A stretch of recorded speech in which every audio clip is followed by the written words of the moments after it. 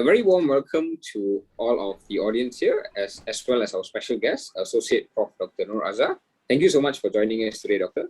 My pleasure. Thank you, Joel. All right, so today, yes, thank you, Dr. Nur Azah. So today, Dr. Nur Azah will be gracing us with her presence, as well as her insights on a very interesting topic called the importance of rehabilitation engineering.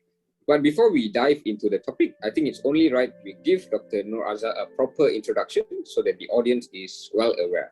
Okay. So Dr. Nur Azah is an associate professor at University of Malaya.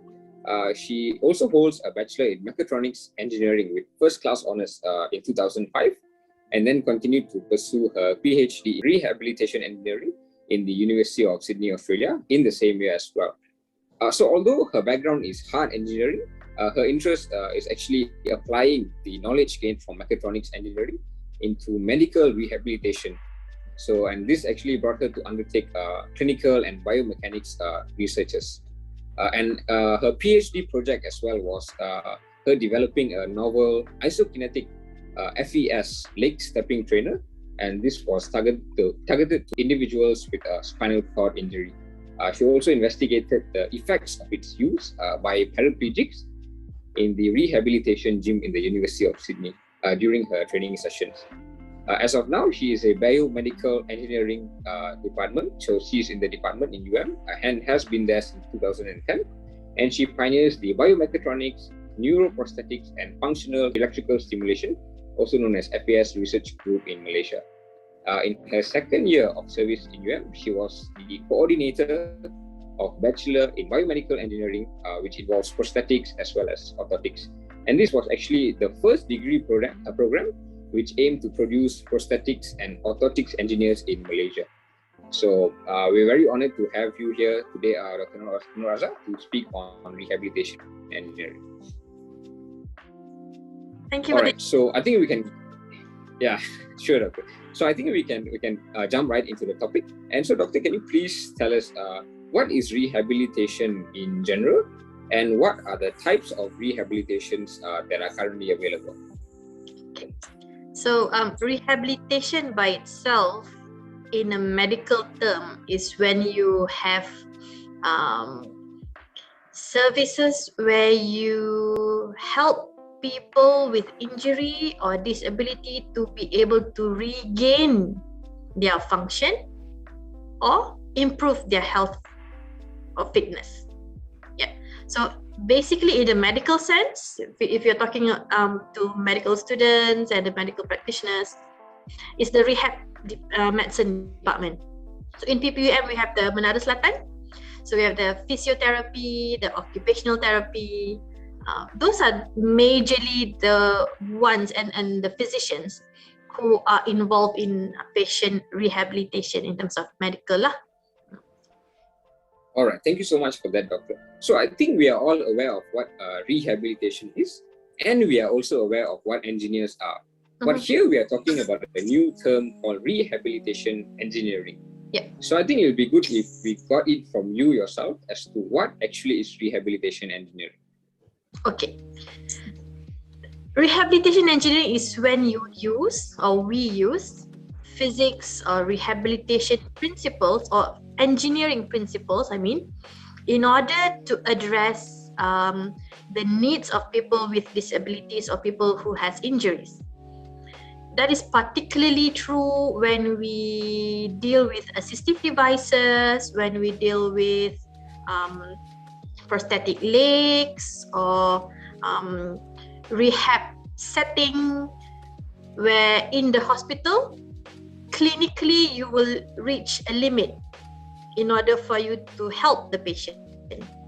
So in rehab medicine is where the engineers can play an in-person role in order to help the patients, either by designing a device or adapting, making a small adaptation, or using other engineering disciplines or technology in order to address or come up with a solution. Come up with a diagnosis with an engineering way, in order for the patient to get their benefit. So that benefit can be as simple as having their day-to-day activity being assisted, such as wheelchair or walking stick, walking aid, and things like that, or a more advanced level like the one I'm working on, functional electrical stimulation, where you have electrical stimulation so-called injected into the muscle, the body, so that the muscle itself, if they are paralyzed, you can activate them and they can exercise. Because otherwise, they won't be able to exercise. Otherwise they won't be able to walk. So you need all this technology, engineering principles, and knowledge and specialization in order for that to happen. In the end, it's the patient goal. Yeah. All right, thank you so much for that, Doctor. I guess rehabilitation engineers must work closely with the doctors as well, because I remember in my first year of medical school, there was this orthopedic surgeon who had a very close friend who was a mechatronics engineer, and they actually managed to come up with a device. I think they developed on the Ilizarov method. I'm not so sure if you've heard of it. Yeah. Yes. So in order to actually help the broken bone. So yeah, I think that was pretty good as well. Yes. So Doctor, as somebody who wants to go into rehabilitation engineering, what would be their job scope like? How broad it is, and can someone just follow their passion and interest? Yeah. Okay. There is no, in Malaysia at least, there is no specific role that defines someone to be a rehabilitation engineer. Okay, so like you do have electrical engineer, you do have civil engineer, you do have biomedical engineer in the hospitals, but the biomedical engineers, the ones that we know of in the hospital, are the ones who take care of the equipments of the hospital setting. The ones that on the side of the bed, you have all these machines, maybe the diagnostic devices like MRI, CT scan, X-ray. So the biomedical engineers, when you look at it from the hospital job scope perspective, they are the ones who deal with the equipments, maintaining, troubleshooting, maybe involved in some design of the device. But when we talk about rehabilitation engineer, rehab engineer we call them, you mentioned the program that I was the coordinator, right? The prosthetics and orthotics. So biomedical engineer bracket prosthetic orthotics. So these are the first batch of students who, when they do the training, the biomedical engineering training, they learn about human a little bit more than the rest of their biomedical engineering counterparts, students. So they learn more about the human anatomy, gait function, pathological conditions. So they know a bit more about the human itself, because in the end, rehab engineers, they not necessarily deal with the equipments, but they deal with the patient or the user, or the one who is receiving the solution. So if you say what's the job scope, it's quite broad.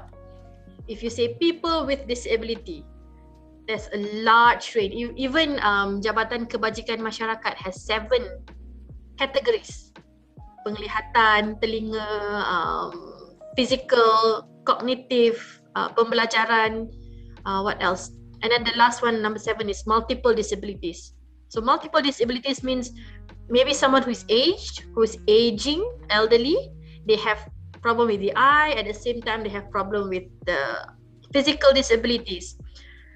So it's quite broad, I must say, and perhaps because of that, we don't have a clear job scope yet, and because traditionally the domain is a medical domain, so people still pass the responsibility back to the doctors, the physicians, or the physiotherapists who wants to exercise them and regain their muscle strength and motor function, or maybe the occupational therapists. So because traditionally it's a medical field where the engineers come in as another those engineers, the rehab engineers, will not be able to work by him or herself. They need to be functioning in a group with the medical team. So I think at least in our country, there are progress towards defining the role of a rehab engineer and who are rehab engineers, what are their job scope. But until now, I guess it's still iffy unless we go to prosthetic orthotics. And it's quite clear it's pakar prosthetic orthotic. So the ones who are involved with the technical bit, doing the casting, doing the leg itself or the hand itself or the orthosis itself. So that side of the specialization in terms of rehab engineering, that's a little bit clearer, relatively clearer than the rest. The rest more on prescription.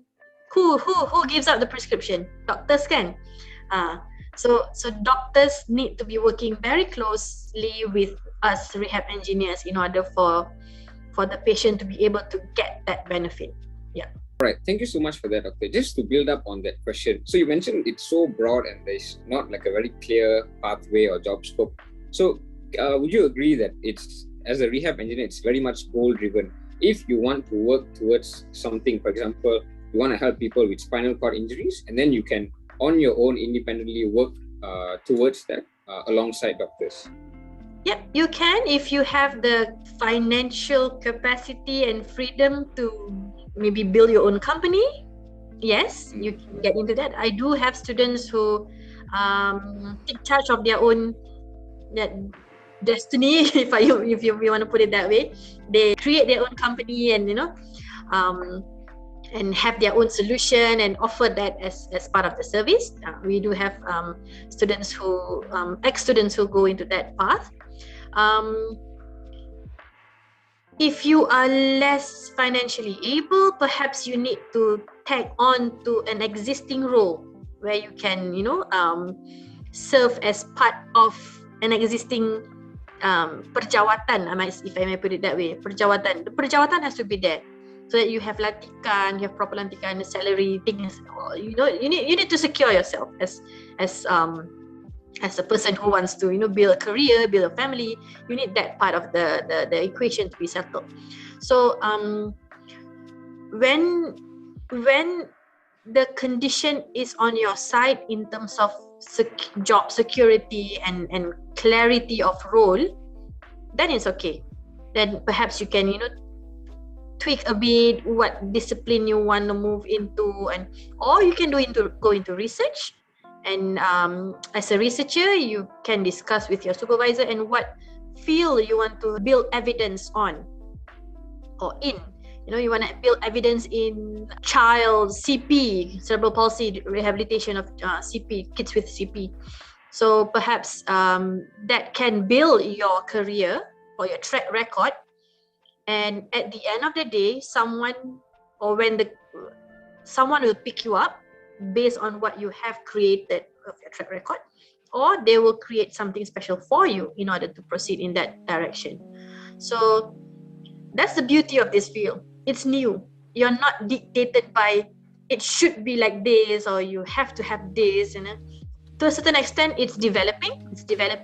But I like to be more opportunistic about it because it's not established yet. There is room for us to create our own future and lead our own pathway, so that because we know what's best, but because maybe the system is not ready, or there is no, and for someone to offer a job, they need to understand what it entails, what does it take, how much should I pay you, where do you fit, and things like that.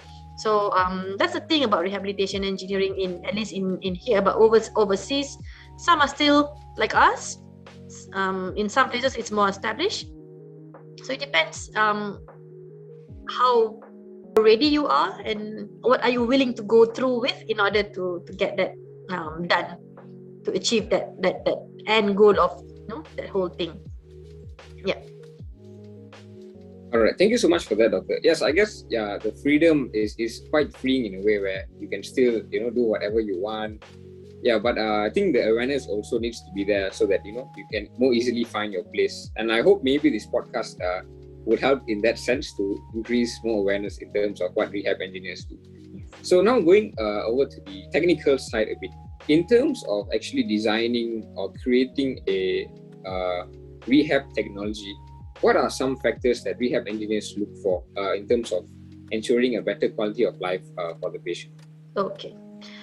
Number one, that is a very good question. Number one, the engineer has to understand the patient as much as the doctor understands the patient. I do have friends who are engineers who work in Faculty of Engineering only, maybe not in only throughout, because we have many faculties of engineering throughout Malaysia. And the way they understand the patients are by reading about them, not actually understanding them as what they should be. So that puts a limitation in order of how much success can be achieved at the end. We have to understand, rehab engineer is supposed to help the doctors and the medical team to get the patient to be at the best state possible, health-wise, of course.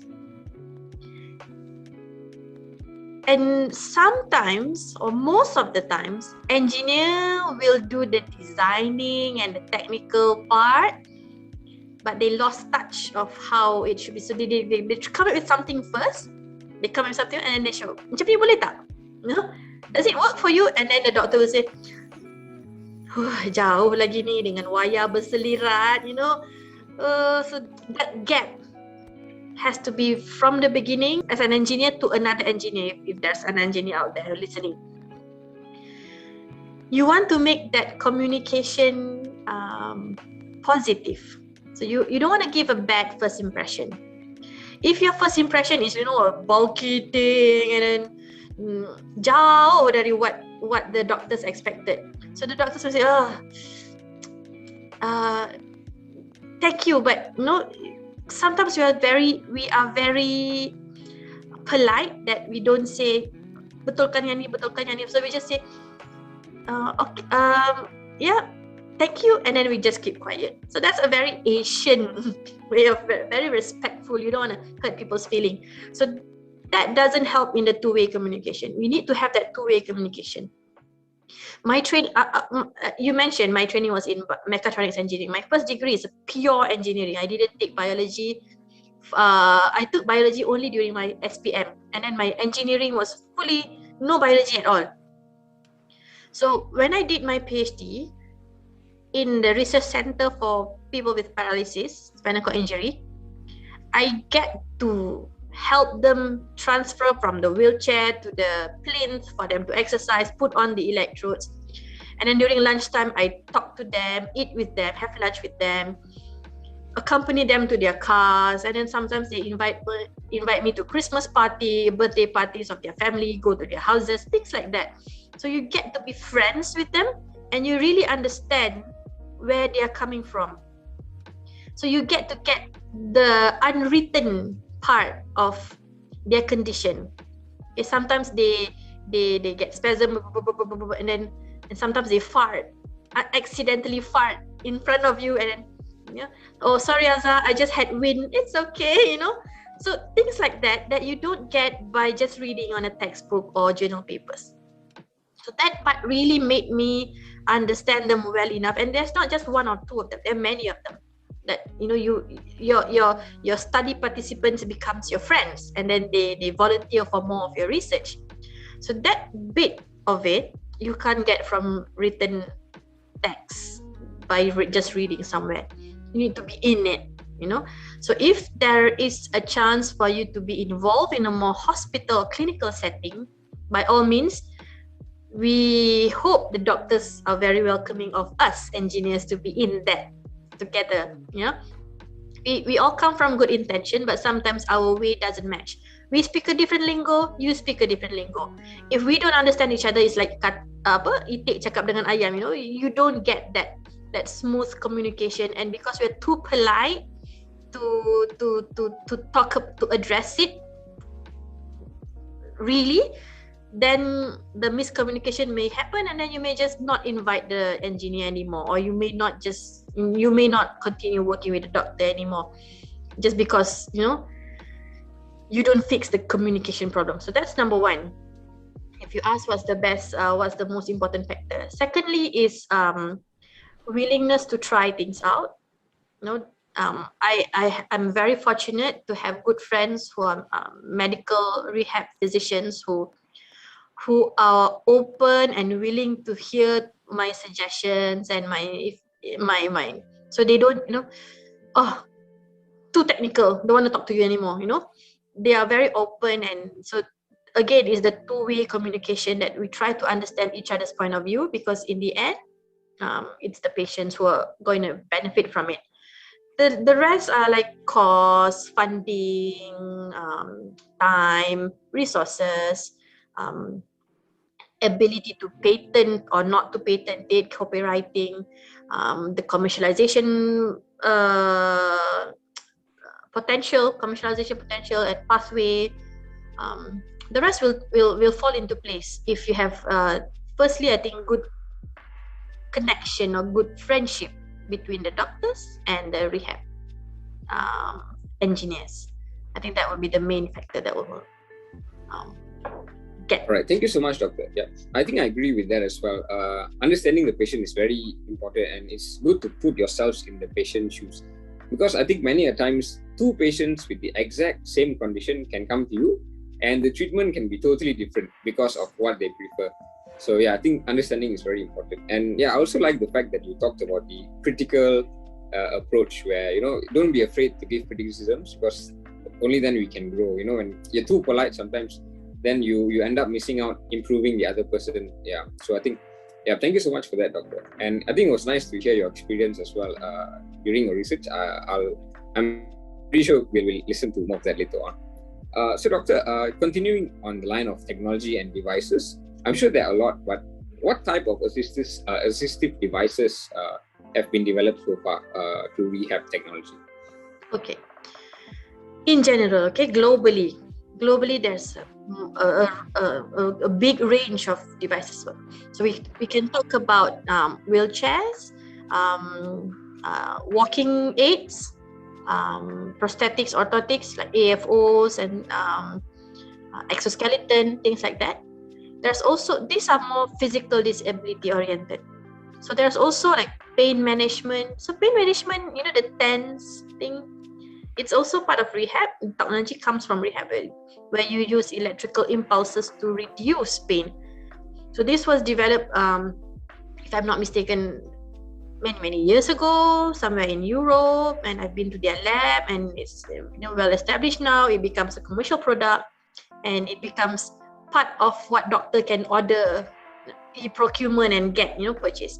So it does not look like an engineering product anymore, because it can simply be procured commercially. So that's one of the example of a successful rehab device. Others may involve, the new ones may involve the brain control interface, like you have a BCI and then someone plays with a game using virtual reality. So these are more not new, but gaining place more in a place like PPUM. So we have a VR room in PPUM Rehab Medicine. Was it level 11 or level 10? We have a VR room, so patient can try out. Rehabilitation robotics now. We have, do you know we have a clinic? We just launched the clinic, we call it. Clinic for Rehabilitation Engineering and Assistive Technology, if I'm not mistaken, the long name, CREATE. And I'm one of the consultants. So as an engineer, I'm a consultant for that clinic together with a medical doctor to see patient and somehow make some prescription or suggestion. Yeah, so I think that's the way forward. That we can say, okay, use this Tibion leg or use this M2 device, rehab robotic device in the hospital as part of your, instead of medicine or nutrition and exercise, you can have technology as also part of the prescription. So I guess that's the way forward. But there are also things like retinal implant, cochlear is another example, a really good example of medical device or rehab device that has established, and now people just, you can just order, and lots and lots of good testimonials about it. It started as a rehab engineering research, then it became established. A lot of commercial product development goes into it, and now it's like a household item now. Cochlear implant. It's a lot of my colleagues in Australia, when I did my PhD training in Australia, they are now with Cochlear. They have a good really established institution there. So the ones that we could not really touch or could not really address are the cognitive ones or learning disabilities, perhaps a little less obvious. But for that also, I'm working as a rehab engineer. I'm working with children with autism, ASD, autism spectrum disorder, where we apply learning technological learning tools for them to address their learning. So that's also kind of a rehab engineering, but on the softer side, because you don't really put things on their body, but you can also address it by not touching them, if I may put it that way. So there are plenty.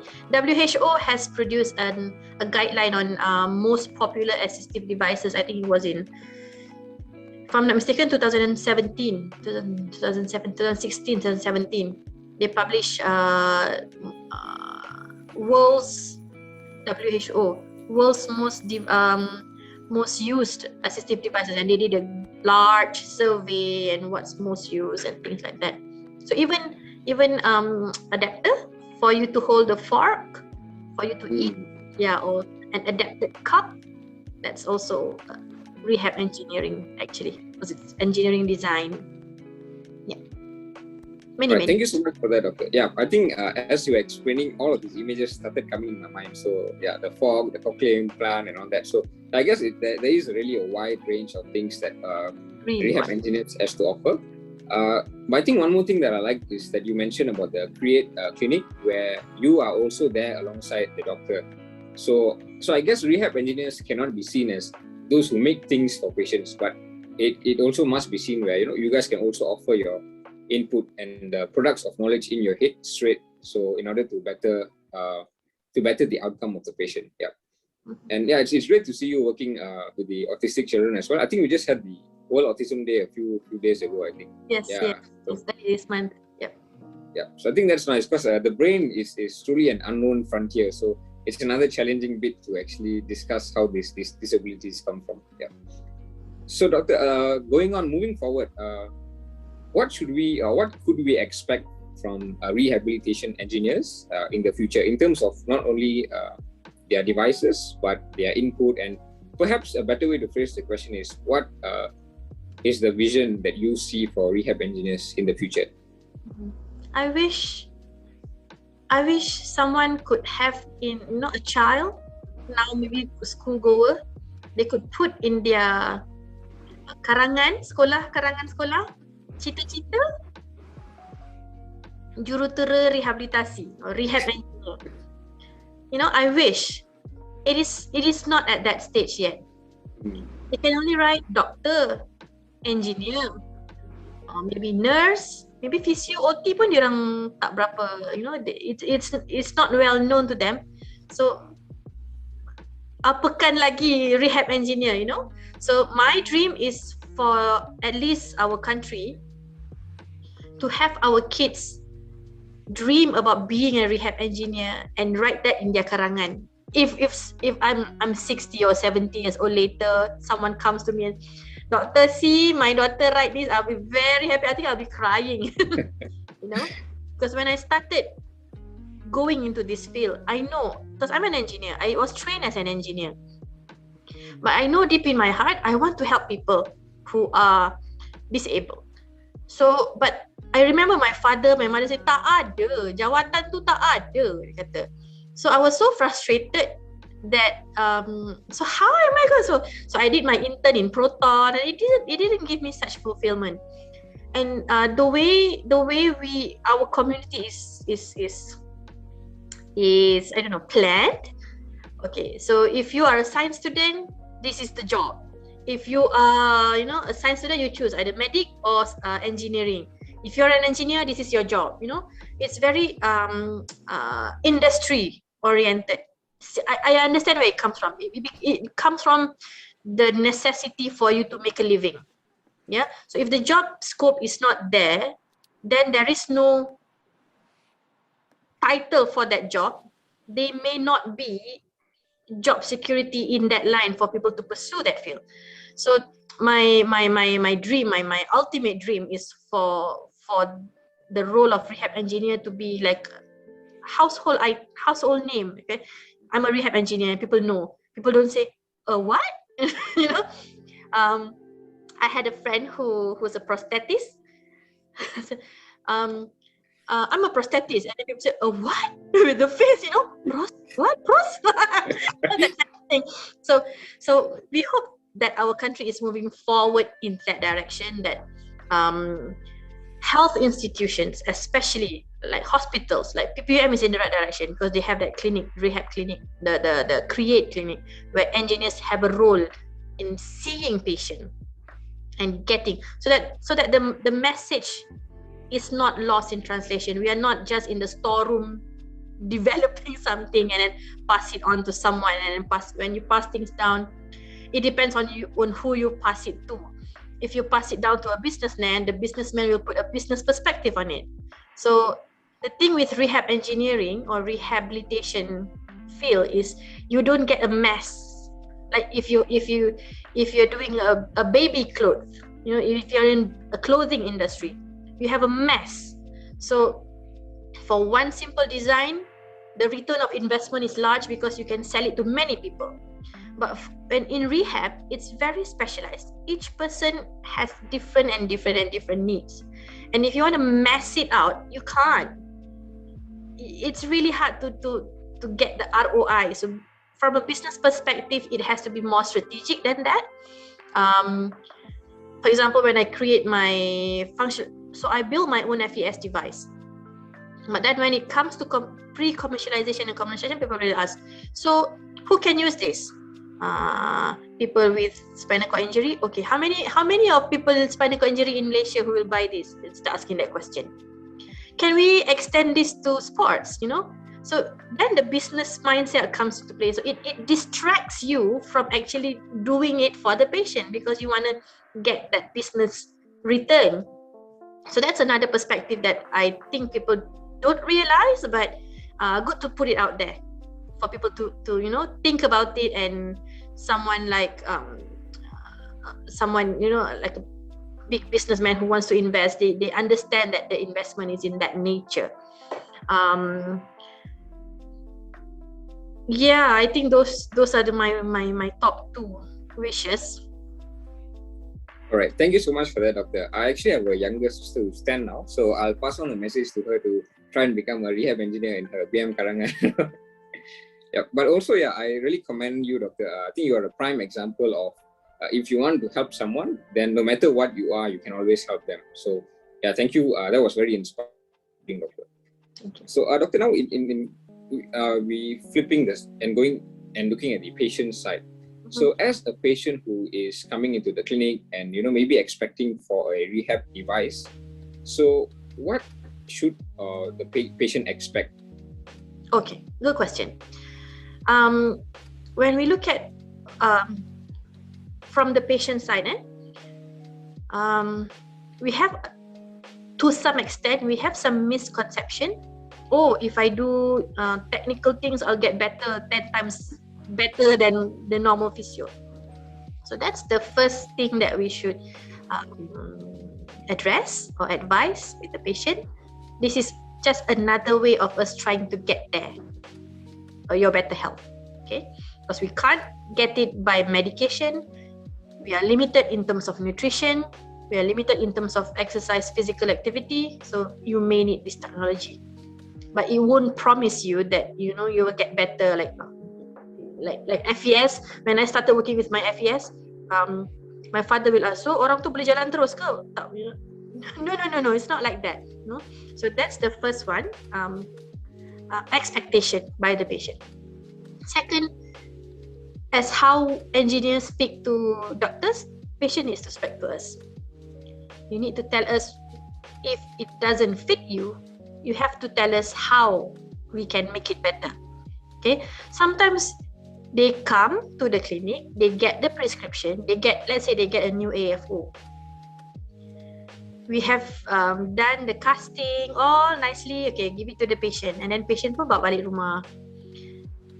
Next visit, they come in a wheelchair. The AFO is on the side. Okay, so we get this a lot. Even prosthetically, we have done all the casting because your body condition changes over time. When we did our first assessment, especially in a government setting, the time between one visit to another is quite large. Yeah, the duration is quite large. So your body may change within that duration. So when we come up with a device that we think it will fit you based on our assessment 4 weeks ago, or maybe 6 weeks ago, or maybe 2 months ago, when you actually wear it, it may not fit. Even though we've tried our best to make it fit based on our assessment. So this is the bit that patients don't feel shy, don't be too polite in telling us, oh, dah tak sedap pakai lah, dah longgar lah. You have to tell us. These are the things. So I've addressed the expectation, number 1. Communication. If it doesn't work, please let us know so that we can fix it. There may be implication in terms of insurance, maybe kena bayar baru, or but don't make that a hindrance of not getting your voice out to us. And then we need patients to be active user. So if you have the device, please use it, because even SOCSO or Perkeso, SOCSO. They have this it's like insurance, right? The coverage. They even them, they have the return to work policy right now, return to work initiative. So they don't want OKUs to stay as OKU. They want OKUs or people with disabilities to go out and earn a living, or at least go out there and be part of the society and function. So from there, this is where the success of a cochlear implant, the hearing aid or hearing device, the role of prosthetic devices like artificial leg, kaki palsu, hand, artificial hand. These are where those devices will be a self-proof of how successful you can be as a human being and live your life. Assistive devices that has to do with bladder or erectile dysfunction, when you spinal cord injury and things like that. When you have a family, you are able to have kids and things like that, especially the men lah. So those are testimony of how a good collaboration between the health facility and the technical people, such as the engineer, rehab engineer like us, and support services like SOCSO or whatever insurance that you are on, the coverage that you have. All those will play a role in order to make your life better. So you if my own family member, my mom-in-law had a stroke, the really severe one that you can't wake up, you can't, someone has to carry you, and major stroke. So it's a major stroke. It was close to Hari Raya, and one of my invention is a device that could help stroke people to speak by pressing button, not to speak from their mouth, but to express what they need. It was still a bench version, a lab version. I brought it over to my mom-in-law's house and asked her to use it. Of course, she's too weak to use it. But told the family member, my sister-in-law, my brother-in-law, the whole family. We didn't have any helper at the time. Even my own daughters, exercise, Atama. We call them Atama. My mother-in-law is from India. Atama, exercise. 1, 2, 3. So the whole family keeps taking turn. Even though we know that, if we don't understand the importance of early activation for recovery, active, you don't just do passive stretching, you do active stretching. So these are all physio knowledge that I pick up as a rehab engineer. So it's not just the engineering knowledge, the medical knowledge, and also the physio OT knowledge that we blend in. And when you get a situation, this is what's supposed to be done. And it comes from a daughter-in-law who has a training in rehab engineering. Somehow it has weight. And Alhamdulillah, right now, my mother-in-law is walking by herself, feeding herself, just that one hand is weak. So early intervention, communication, expectation, and the rest, family support, willingness to the patient themselves has to be willing to better themselves and get better. So I think that's the bit that I would say from the patient's perspective.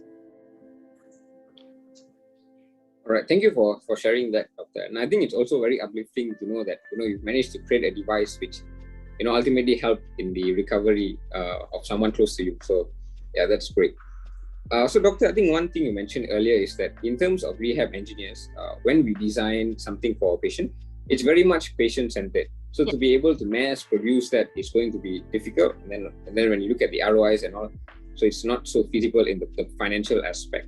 So I just wanted to know, since there's so many forms of rehabilitation, so what are the limitations, you would say, of a technology when it's actually made by various rehab engineers? So you have so many different engineers making so many things, which are very much patient-centered. So do you see any limitations in that sense? And also a follow-up question would be, since when we think about rehab, we tend to think of a patient going to the clinic, spending time with the physiotherapists, learning to walk and all that. So there is also that human element in it. So do you think rehab engineers with their technology can sort of replace the human factor? And if so, how? Okay. My first answer to that is no. You can't replace technology. You can't replace the human by technology. Technology will always be a supporting watak sampingan, a supporting role. You will always have the human part. Of course, you can make the technology as user-friendly as possible, as humanized as possible, but it will never replace human touch. So that's my first instinct of when you ask me that. The first part of your question was of so many types of engineers. There's no strict way of saying only this type of engineer can help. If you are a mechanical engineering background, if you have a mechanical engineering background, you can still help. If you're an electrical engineering background, you can still help. Mechanical engineers may be dealing with motors. So maybe you want to work in motorized wheelchair. Maybe you want to help in terms of power consumption of gearing of a certain. A lot of innovations are done. For example, wheelchair. You know how wheelchairs nowadays, it can be folded just by lifting the middle part of the seat, and then the wheelchair can become one. You lipat the wheelchair, we call it. That was created by someone who has a good friend who is a disabled person or wheelchair user. So in essence, if you have the understanding of the human need, you will be able to come up with a good solution. And because we are so connected now, myself, I'm a mechatronics engineer. I may not know every inch of detail of every field of engineering, but I know who to talk to. I know certain amount of knowledge that I can gauge and latch on to their knowledge so that we can have that conversation better. So it's about knowing the basics, some form of basic, and then be able to express and articulate what you need and what you can brainstorm with the other party who may not be as, maybe they are very good, excellent technical engineer, but they are not used to working with human or patient, so they may be scared of that, patient. Oh, tak apa, aku buat kereta je, dia kata. Oh, patients, no, I'm into wireless, so if we have that ability to convince them and express, okay, in terms of wireless, can we do this, I have this case, can we try to match it? Okay, so it's that skill. In the end, it's the human skill juga. As an engineer, we are human. We have that communication ability. We have to use that to get into someone, another engineers who may. Because I know some engineers, they are very afraid of human. Human ethics? Oh, dia dengar ethics je, dia dah macam, oh, nanti kena buat ethics, tak payahlah buat patient ni, buat simulation je lah. So they are comfortable doing computer simulation, and when it comes to computer simulation, unless it's really inside your body, you can't, like heart or lung, you can't really get in there. Yes, you do simulation, but if you have physical disability, so you may want to go into experiment and see what actually happens, because it's much more than maths. It's much more than mathematics and modeling and simulation. It's seeing it firsthand and understanding. Oh, so there is the tendency for this muscle to be contracted more, this imbalance or whatever that you won't be able to recognize by doing technical simulation and lab studies. So yeah, I think that's the thing. All right, thanks, Dr. Yeah. So I guess you can say when great minds all come together and share their own information from their areas of expertise, then I think greater things can always be produced for the benefit of everyone. Yeah. So Doctor, now I think we come to quite an interesting question. So are there enough rehabilitation engineers in Malaysia? Okay, so I already got your answer. So what do you think can be done to improve this? Okay. If we can get the hospitals to open a role, maybe every hospital has to have a rehab engineer. Let's start with that. Okay, so the JPA, the ones who buat lantikan though. Of course, the private hospital, they can do that, but usually private hospital, they will refer what the government hospital do. Government hospital pula, they will see what perjawatan yang JPA akan bagi. For a jawatan to be there, there's a commitment of salary for throughout that person's lifetime. So it's more complicated than what we think it is, because it addresses a larger issue of funding and long-term financial investment in terms of, so if we are able to address that in the government hospital setting, let's say we make it compulsory for every hospital to have a rehab engineer in-house in the hospital, so that will make room for rehab engineers to be there, and then the private institution will follow. They will take it up, and they won't outsource it. The things, people use short-term solution.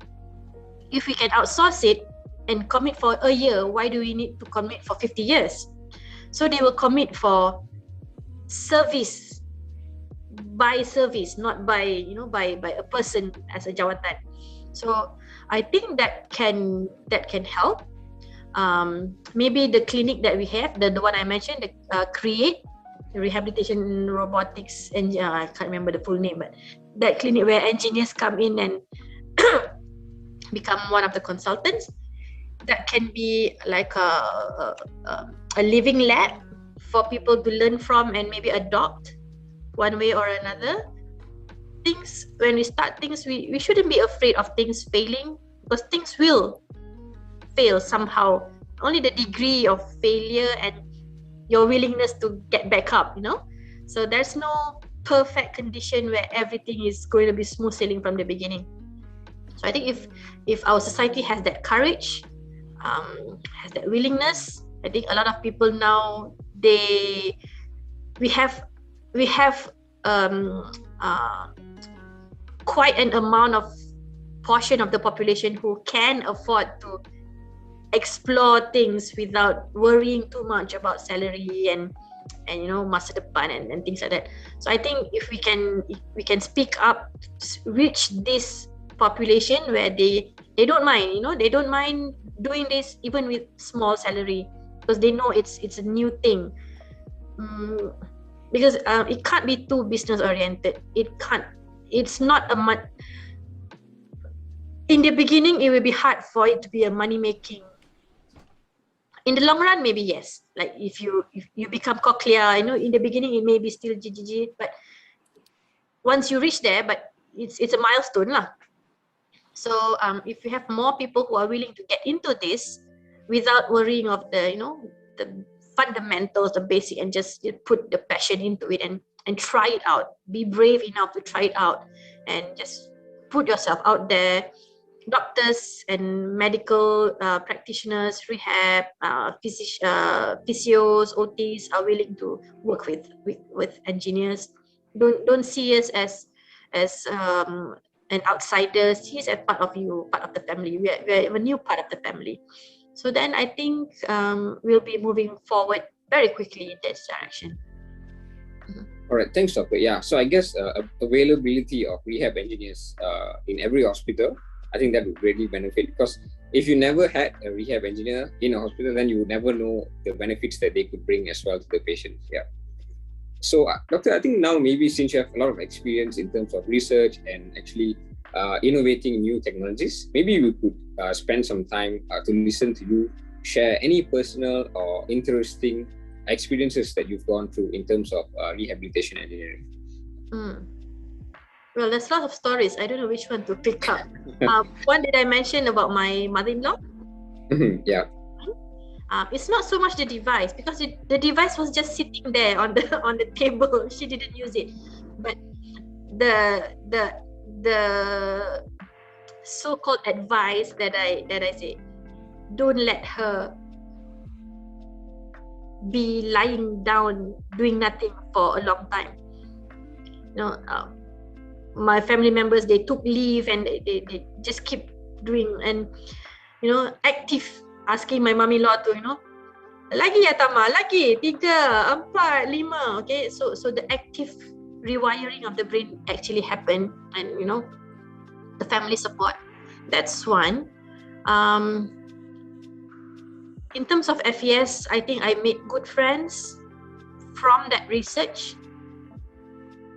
We have had I think total of 5 spinal injured patients. That's a complete patients, yeah.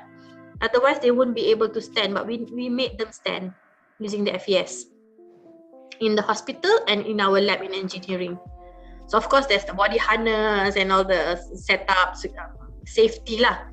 But they were standing with their own muscle in the hospital, and one patient had their wife to come along.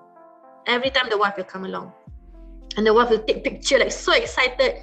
And one of them will be, hey, look how tall I am. I've been looking at you guys, dongak, but when I stand, look, I'm looking down on you. See how tall I am. This kind of thing. It's a really heartwarming.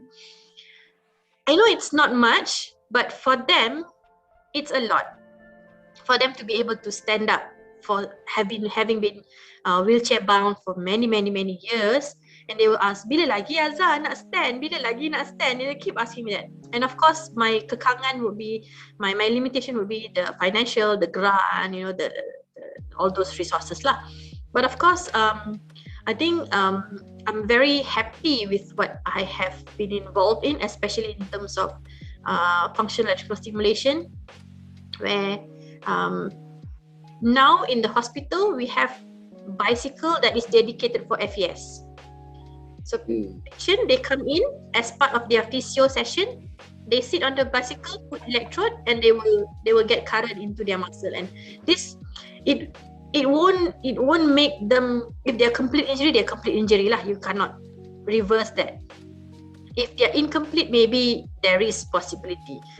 But if they're complete injury, it's more to build their muscle mass, their blood pumping. You know, when you cycle, the actually, otherwise they will cycle with their own. The only body part that they can control is their upper body, kan? So they will use their hand. So imagine the blood circulation will only be on the top side of the body. Bawah ni still tidur. So if you put FES and you put electrical stimulation on even the shank, the lower leg, so that blood pumping will create that whole. So they will end up, you know, pink and flush and maybe peluh-peluh. So those are the things that I'm quite happy that it has gone and established, especially the clinic where, you know, my first time seeing patient as an engineer is like surreal. It's just so surreal. I was so proud of it. I told my husband, abang nak tahu tak hari ni I jumpa patient as a doctor, you know. I was so happy about that. So yeah, I think if we can have more of that, and people will start talking about it, they will ask for a rehab engineer. I want a rehab engineer. So then you know, the ripple effect will happen. But we have to start somewhere. We have to inspire. We have to get people above with lots of money to know about us and willing to invest in us. Things like that lah. Yeah. All right. Thank you so much for sharing your experiences, Doctor. I look forward to see your future work and maybe work alongside you one day as well in order to improve outcomes of patients. So, Doctor, as a closer, what would be your aspirations or goals or perhaps vision for rehab engineering in the future, or maybe any other goals that you have in mind? I hope that Malaysia can be a role, play a role as an example to countries around us. We become a referral center of how rehab engineers should look like, and people learn if like Vietnam or Indonesia, they want to do rehab robotics, for example. They come to us to refer.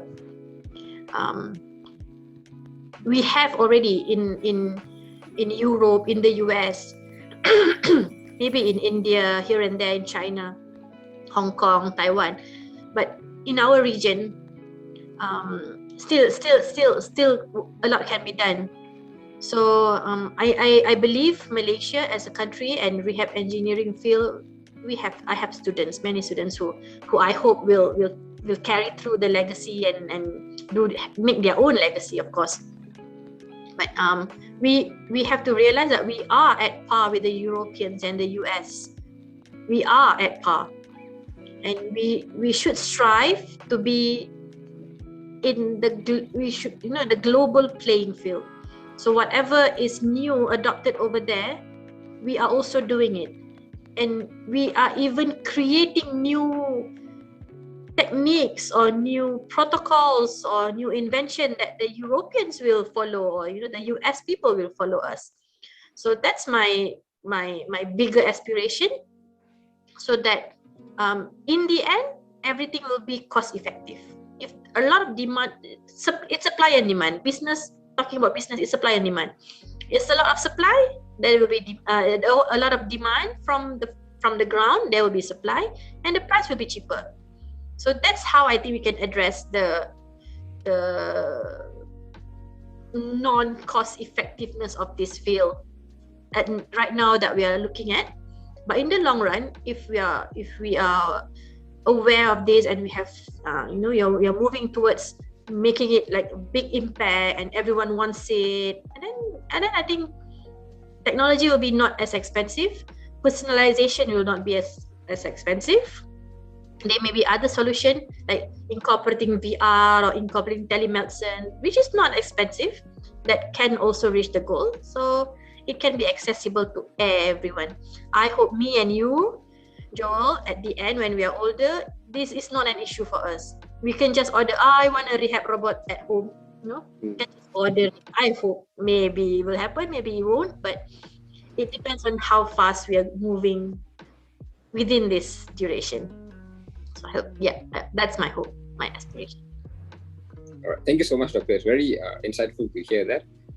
So I guess as a closer to all of our audiences watching, do you have any last pieces of parting advice that you'd like to give us? Okay.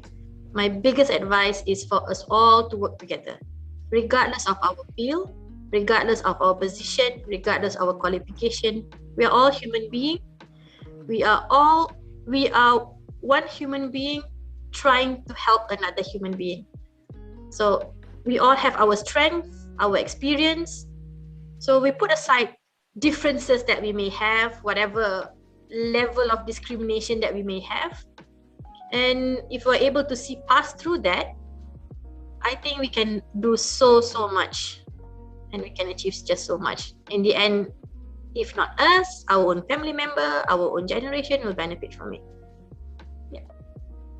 All right. Thank you, Doctor. It's a very, very wholesome advice, and I hope all of our audiences actually take it to heart.